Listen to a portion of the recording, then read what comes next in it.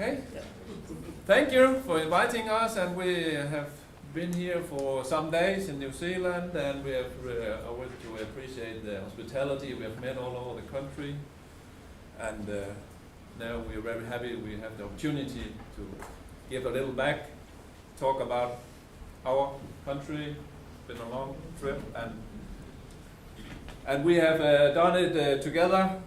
We are we are representing Viking genetics right now, right in this presentation. And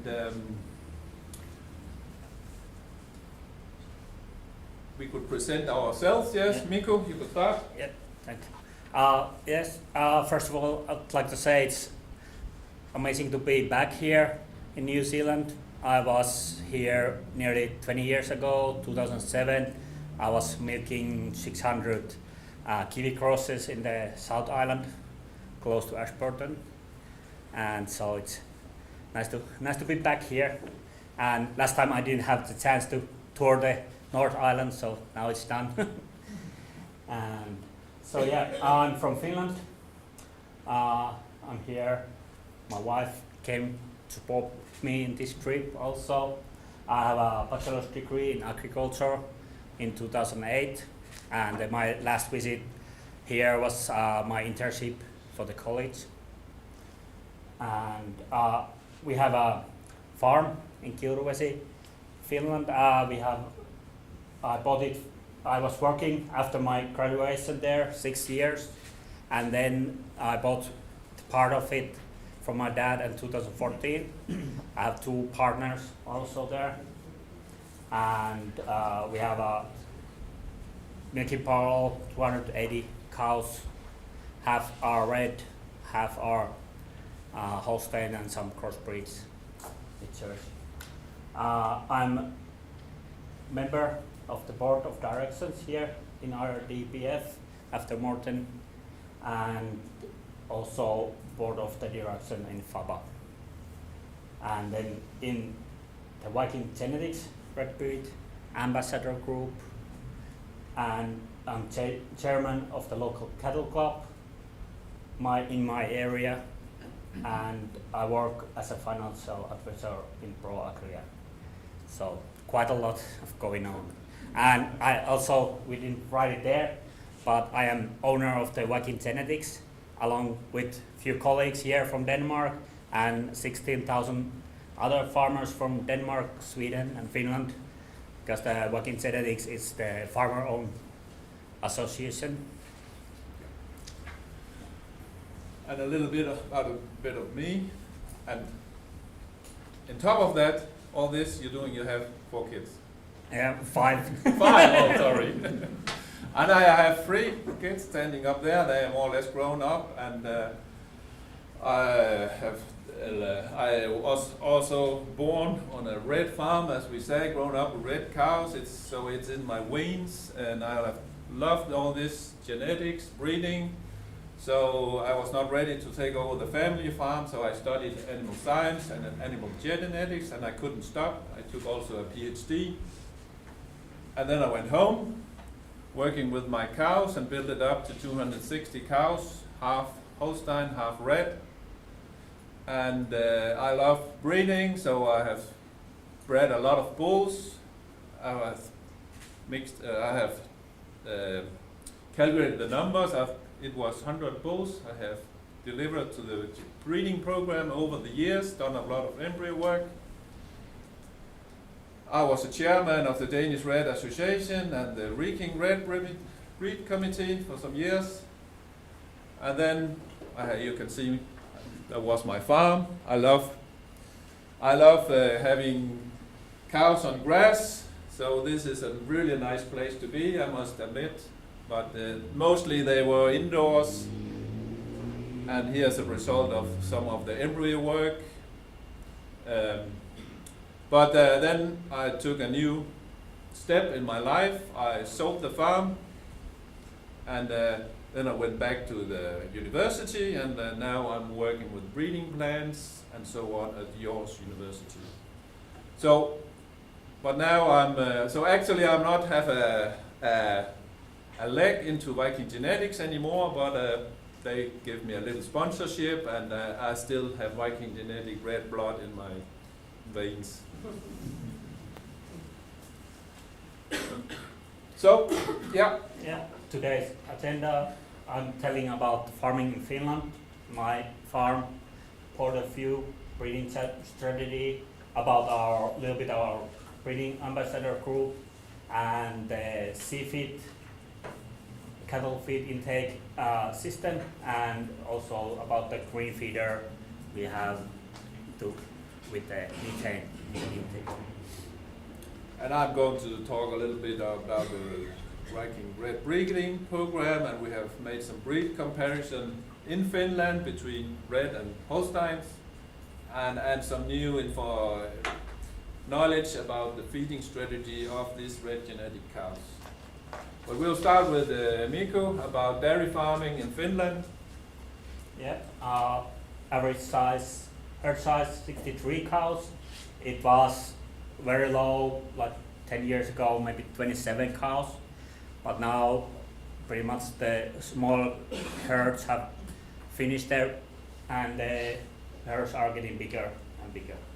Biggest herd is about 660 cows, and now more and more cows are milked with robots, because mostly our cows are most of the year indoors, so it's convenient. Of course, we try to keep them outside in the summer times, but our summer is very short, and sometimes we let them go out in the snow. It's good for their feet, but with the big herds it's not very convenient. So 40% of the herds at the moment is with the robots. I'm sure it's gonna be increasing. And ecological, 4% of cows, 3% of herds, and average temperature at summer is plus 20. It can go from -5 to plus 35, so it's complicated. Sometimes we might have some year that it's in the middle of summer, it's colder than in Christmas time. But normally doesn't, but this can happen. And because the winter is almost 6 months also, average temperature is -15, but this year the maximum was lowest point was like -30 few days, but a few years back we had 2 weeks -38. It was quite harsh winter for us. And cows don't mind the cold, but it's the humans who does. And the water when freeze, then the car starts to mind about that. In my farm, we have 280 cows in milk, half red, half Holstein, and there's some crosses breeds with the Jersey, and I think I have 3 pure Jerseys, but I think they are too small for me. Average yield, it's about 10,000 kilos of ECM. Fat protein percent is 5.2 and 4% of protein. Actually, yesterday I was looking the last report of the milk recording. The fat was 5.3, so we are doing quite well with that. So in the here you account the solids, it would be together 920 kilos of solids average. We are milking with the Carlo at the moment. Future, because it's over 20 years old Carlo, we want to change. It's hard to maintain, so we are changing for robots. Probably we're gonna enlarge our number of cows, so we're gonna have 5 or 6 robots milking our herd. And it also helps with the labor cost, because it's hard to find labor in Finland, and it's of course expensive, and there's real reliabilities on that, so that's gonna be the future. We have the seafeed cameras and green feeder installed for getting data, breeding value estimation for the safe feed and methane emission. It also gives information on individual cow's efficiency, feed per kilo milk. So we can see the cameras read the weight of the cow, and we have the cameras on top of our feed table, so they can see how much the cow eats, how often she eats, how long time she spends in the feeding table, and we can see there's if there's 2 cows, they milk the same amount of milk, but there could be the feed intake could be very different. You can have 2,000 euros difference on the feed intake, so it has a lot of the saved feed index. It could have a lot of impact in the future when we get it. Good. Okay, yeah. we'll take it later. Yeah. And we genomic test 100% of females. We have ear tags. We takes the genomic sample, and of course with the Viking they suggest that can you take genomic with these bulls, which are the best, so we can find the best bulls for the breeding, and we sell the bulls for the Viking genetics. They do all the work with that. And we have a breeding advisor comes to my farm 5 times a year, and we have a agreement that they find the bulls for us, and I pick the dams, which are, so we put the sex on the best and the beef on the rest, so we can get the heifers from those cows we really want. And our farm is a recipient herd, so we get embryos from the Viking genetics for free. We just pay the technician who comes to put that, and then we agree to sell for small amount of money for the Viking bag the ones heifers or bulls they want. So that's why we get that, and the rest will stay on our farm. We get the best genomic gain through that. It's very good for the breeding program and for our farm also. Okay. Yeah. And challenges in dairy farming in Finland after the war, the high cost of feed, fertilizer, diesel, and the label, and of course the buildings we have to build to cover us for the winter, so it's very, very cold, very big cost. The winter, of course, it gives us challenges. Of course, we have knowledge how to manage with that, but long periods, very cold weather, it's always a challenge. So I would love the climate to heat up a little bit more. But actually, I can feel that it's a change. We got more very cold winters and very hot summers. It doesn't go even, so it's not good. And to find a good employees is getting harder and harder. There's a lot of competition between the farms and also other industries, because the farm workers are very hard-working people. So they are very wanted people for the other industries also. And here's about our Viking Red Breed Ambassador Group. We have 2 from each country. We have me and Janne Pietikäinen from Finland. We have Johan Liljeberg and Thomas Moberg from Sweden.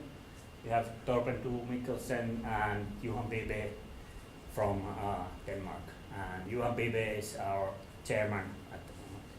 Janne was our previous chairman, and we rotate that. So, Viking Genetics, as I said, is farm owned, and farmers are responsible for breeding plan and strategy. So that's what we do in the group. We set the plans as the farmers want. We are there to bring the farmer's voice to the company.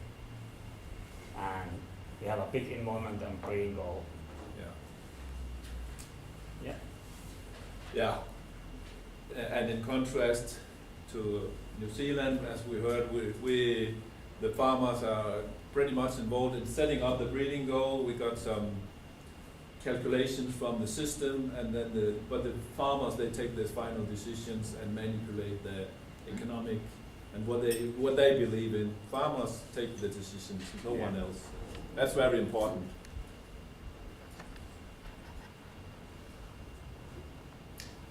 Here's for the seafood.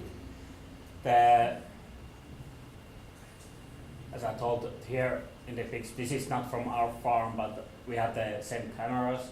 It's up there, the white boxes.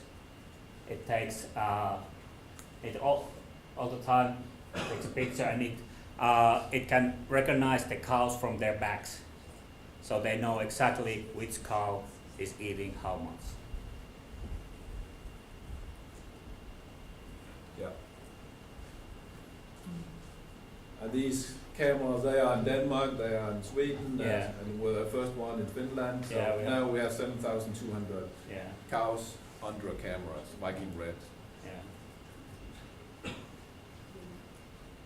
And there, about here, I told there's a difference on the dry matter intake with the same energy corrected milk volumes. So it's really how much you save about the food. So at now when costs are high, we have to find a way to select the cows that eat less. And of course, when they eat less, they produce less methane. As we can see, we are facing the same topics here and in the Nordics and all over the world at the moment. Here's about the green feeder. As we saw previous presentations also, we have one in our farm. It's a project with Valio and Luke, and it's basically we don't get any the information to our farm. It doesn't help us, but I think the main reason why we want to do this is to show the world that the cow is not the bad thing. What makes the global warming is something else. So because everybody says that cows is the problem for the global warming, I don't believe that. So this is how we can show the actual measurements, how much the cow produce the methane. So it's more for to see that how much it does. Yeah, and currently they have developed a methane index for Holsteins, and maybe this year there will also be one for the reds. Yeah. And the future discussion will be how should be included in the breeding goal or not, and what's the value, but at least we'll get the breeding values and can start looking at the genetics. Yeah, of course the correlation is if you want to less methane, you will get less milk. So it's not so good. Need to balance it. Yeah. So the best things with the red cows are, well, everybody here knows what is the best thing for the red cows. What's your most important for you in your head? I like that they are easy to handle. That because in the night time for the calvings we don't wake up at nights. We just let them. We have an agreement with the cows that they do the job, the calving job. So we don't have to look after them during the nights, and they are more healthy. They are easy to handle, and I like them much more. Okay, then I take over here, and we won't tell a long story about the organization, but behind Viking Genetics we have three: Vexa Swedish, Fairback Company, and Viking Denmark. So this is behind, and we all merge, establish this Viking Genetics about 20 years ago, and I was involved in that decision and this work, and I'm very happy and proud this day that I would say we succeed, and we merge all the genetics into one company, and we have really had good process in this development. There has been a lot of discussions you could during the way, but we really have succeeded. So we have a strong population that can compete with the Holstein and Jerseys today. And here there are other breeds in the Viking genetics. So in total we have about 135,000 under milk control, and still a substantial amount of cows, and we do a lot of general tests on these also. So a little confusing is what is Viking Red? Is that a breed? Is a breeding? But we try to define it as a breeding program. But today the genetics has been mixed up with Swedish, Finnish Ayrshires, RDM. So we cannot say that these single breeds that they are unique. It's all merged together. It's all a combination of these breeds. So I'm sorry to say, but Finnish Ayrshire is not special. You can find the same genetics in Denmark, Sweden as well. Of course, there are some breeders that really tend to have Ayrshire, but then they lack the genetic progress. We say we will.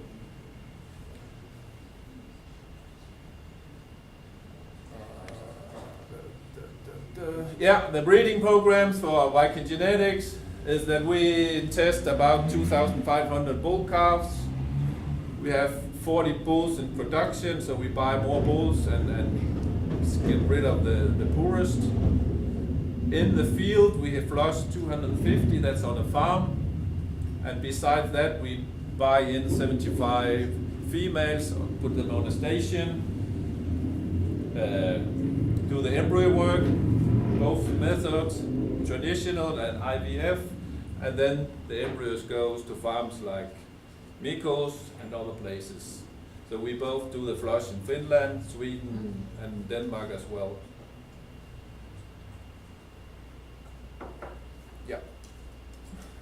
And we focus a lot of genetic progress every day, every hour, every minute. We go for, and we call it NTM, the Nordic Total Merit.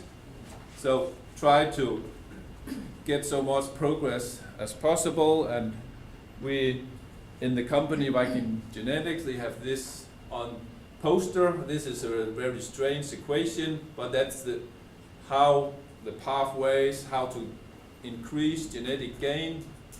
This is genetic gain, and they are also, it's about L, that's a generation interval, as the previous talk was about, to decrease the generation interval and increase the selection. So you have up here, so then you get more genetic gain. We all try to work on this every day, every hard. Mikko is the responsible, and it has also increased. So last year we got 6.4. That's the new record in units, NTM units, and it will just increase. And on the NTM is the higher the NTM on the bull is, the better economics you get from using that bull. And all the traits what we have in the NTM, the farmers are deciding how much weight we put on each trait. Yeah. And some comparison, because we in the Nordic are under our Viking countries, we have a big competition with Holstein, so we always need to catch up with those guys. They are also good, and we have to find new figures because we cannot just use the milk production and solids and so on. We need to have these invisible traits measured in some way. So here we have tried to make some economic comparison. between Holstein Ayrshire and made in Finland. And this is quite unique because in Finland we have many herds that have both breeds. That's very common. So there's a really good comparison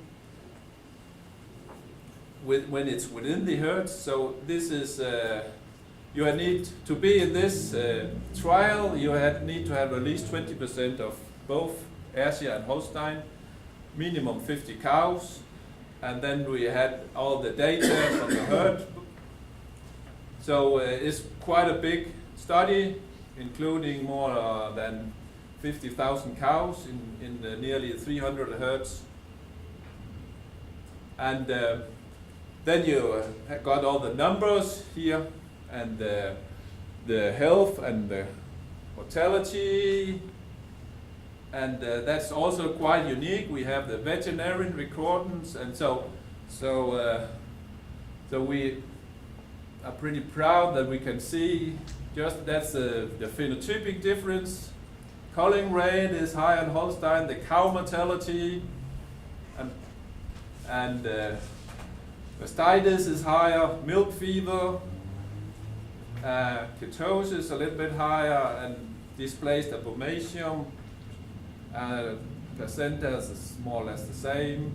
But especially still look at this, hoof diseases, that's quite many percent higher than Ayrshire. That's what we see. So, but Holstein is a heavier cow. You can see also here more than about 50 kilos and of producing a bit more. So, but what's on the bottom line when we make all together? And of course we don't have the gross margins from the herds, but when they put it in a kind of Excel spreadsheet in an economic calculation, we have that could do this thinking. Do this is a program called SimHerds. They have a big model where they can make a model herd based on the phenotypic average, and calculate the revenues, the expenses, the gross margin per year and per cow year, and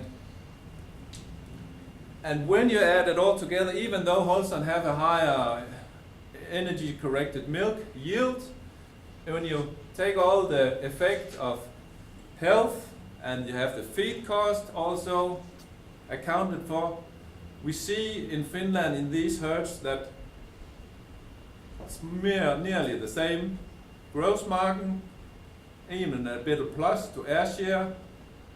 So this is really good to acknowledge to the red breeds, and it has been difficult because especially in Finland people want a bit more milk, the discussion and volume, but here we have some certain facts that if you go for another breed with higher concentrates, you will earn the same or even more. Same bottom line as we have used as a saying in the Viking Red the last year. Same bottom line, but it's differently composed. You don't spend so much money on feed, and the health cost is less, and you can sell more heifers, etc. So where here we have the economic value included these invisible traits. It's not only milk yield, it's all about all the cost and the bottom line. So every saved euro is equal to the value of earned euro. That's very, very important. And I'm sure you are aware of this in your country, but not all in Denmark, Sweden, Finland, etc. is there. Another thing they have been focusing on, Viking Red, is that we must be careful not to overfeed the heifers. And the feeding norms are different from Red to Holstein, and not all feeding advisors are aware of that. And we should focus more on that when we are selling genetics and when we are talking about the red, not the red people, but the people with the red cows. Here there was a trial at Aarhus University where they fed the Holsteins with the during the heifers, that's with a high high concentration ration, or we could say normal. The blue one is normal according to the norms, and this was reduced. Then is when you put more straw in, or you make take the grass later, so it's have a lower digestibility. So if you go down, then the Holstein heifers don't grow as good. But in the reds, if you make a more rough feeding, they still grow the same. They still grow the same, but so it's proved that that you can. So that's also what we see. It's better to have red heifers on grass, on the nature areas. They're more robust, but we see more tend to keep the Holstein heifers inside because they don't grow if the grass is not very good. So what we see, if you have some grass, fields need to be, you need to go for more robust breeds. And also we follow these animals, and that's when it gets really exciting, because the problem is that these, when they are overfed, they get a little bit fat, the red ones. So in this study we follow the Holsteins and also crossbred animals from Holstein red. And saw the production afterwards, and here the results from second parity is a small study, but that there are some tendency, if you feed them less when they are heifers, they milk much more. The Holsteins don't care so much, but it's very important not to overfeed the heifers. And we have to adapt this and talk about this when we talk about genetics. We need to talk about feeding, and we also have a lot heard Tom Due that was in the broad. He did the same with his heifers, reduced the energy content, and the yield was going up. Yeah. 600 cows. Yeah, so he can, with the less feed cost, more milk. Exactly. With the red cows. So it's very good. Yes, and so Viking Red, we have been breeding for 50 years about these health traits, and we have also been focused a lot of other confirmation. We have discussing this the last 7 days here, and we're heading on with this. Yeah. In the future, it will not only be health traits and the hoof trimming traits. We'll go for this data from Mikko and other herds from the camera, so we can make a feed index. So we have a measure of how much they eat, and we are really positive because it has really a big economic value, as you know. So to include that in the breeding goal, it is already done. Yeah. So what maybe we'll put a more weight on it. We put, now we start a little bit low and we see how it goes, and later we have a new renovation of the NTM, so we add that in there with the more weight. But when the scientists, they calculate the economic values, it has a really high. Maybe it's the second or third highest value from the trait after yield. And then the methane index, we invest a lot in these green feeders. They're really expensive, and the sniffers, they are not that expensive, give more data. There's been a lot of investment. So, thank you for having the opportunity to talk about our breeding system. Thank you for my help also, and it was very nice to see our genomics here in New Zealand, all over the other side of the world. Good looking cows, doing well on the green.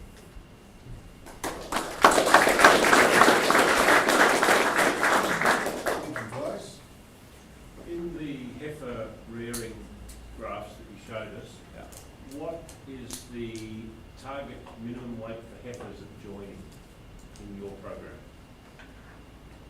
The weight? The weight of the heifers at first insemination. Yeah, that depends on the farmer, on the individual farmer, you could say. Okay. It's about 330 kilos. I would say the Yeah, same. yeah. Maybe a little Because I less. use the number 350 kilos at first insemination, and I thought you probably have a similar number. Yeah. Yeah. You say possibly not. About 310, 15, 20 kilos we start inseminate them. Yeah. Right. But depends. We feed them there so they can start insemination about 13 months. So Yeah. about 13, 14.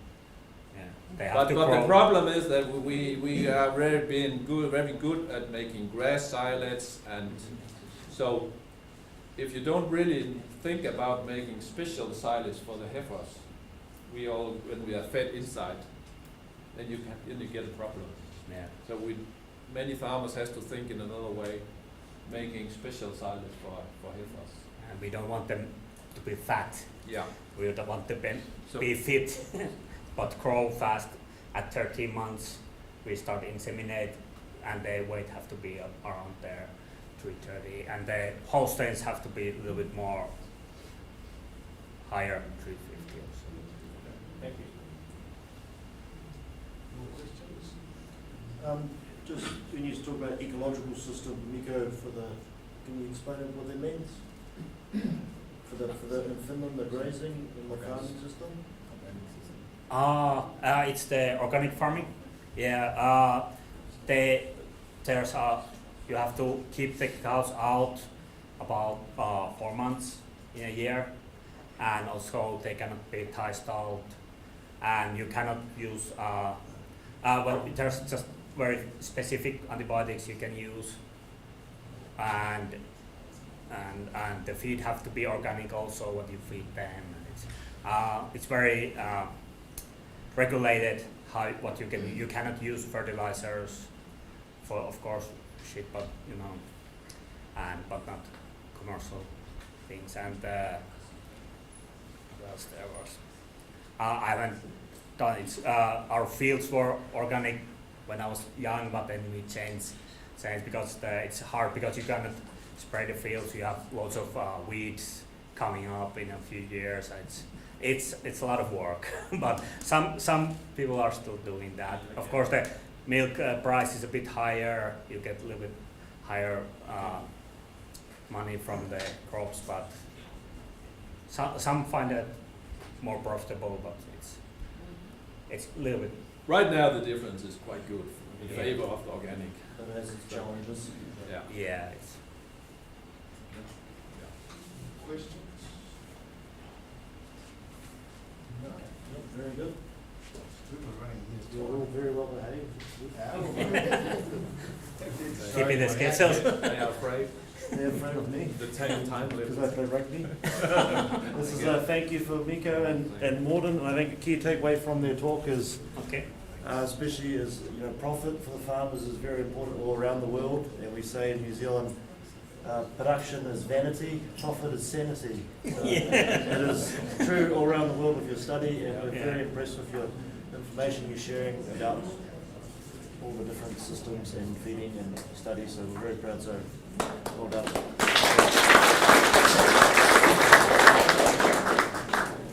Thank you, guys. Very good presentation from all our